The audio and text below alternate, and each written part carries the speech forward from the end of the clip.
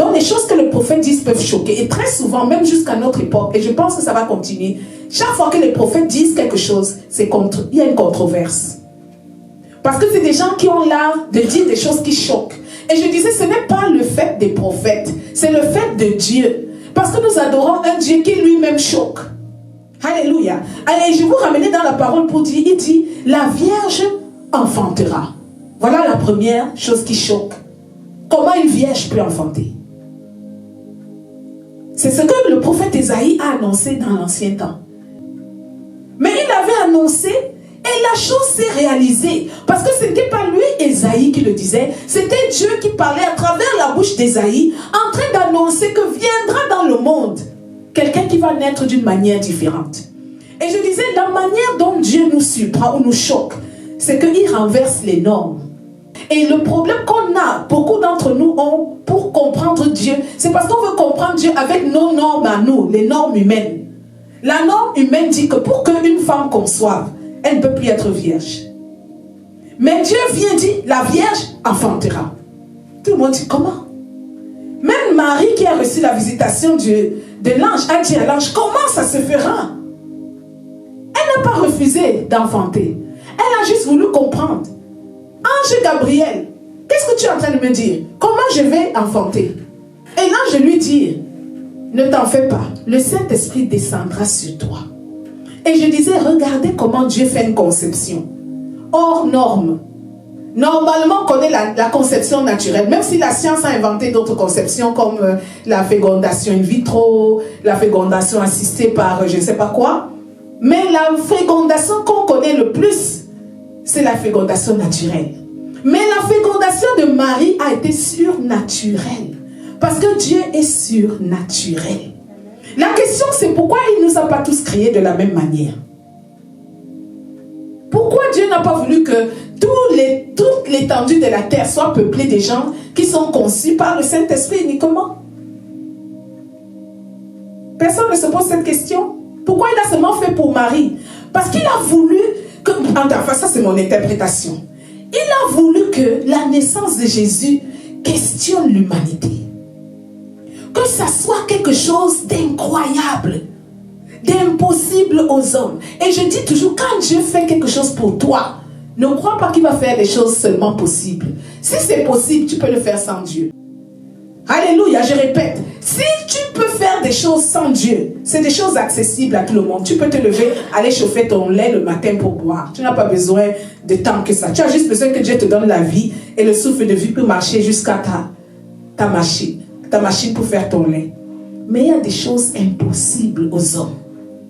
Ce sont ces choses que Dieu aime faire.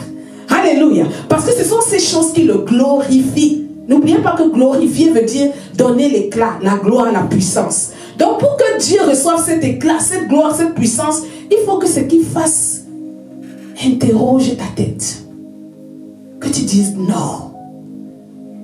No man could do this. Only God can do this. Alléluia. Only God can do. Quand tu as été longtemps malade, les docteurs ont tout essayé. On t'a même déclaré, on t'a donné quelques jours pour plier tes bagages et mourir. Et puis soudainement, tu rêves la nuit que quelqu'un met la main sur ton ventre, prie sur toi et tu te lèves le matin, tu es guéri. Tu vas dire, c'était l'ange de Dieu. Alléluia. Donc quand on dit God is not man, on veut dire Dieu n'est pas un humain. Et je veux vous déconnecter de la pensée humaine. Quand vous voulez penser à Dieu, déconnecter du raisonnement humain. Chez les humains, les hommes ont 12 mois dans l'année. On ne sait pas combien de mois Dieu a. Mais il nous a dit que 1000 ans sont devant lui comme un jour. Est-ce que vous comprenez ça? Nous disons que l'année a 365 jours. Mais Dieu nous dit dans sa réflexion à lui, 1000 années, c'est comme un jour devant Dieu. Donc ça nous montre que les normes de Dieu ne sont pas nos normes.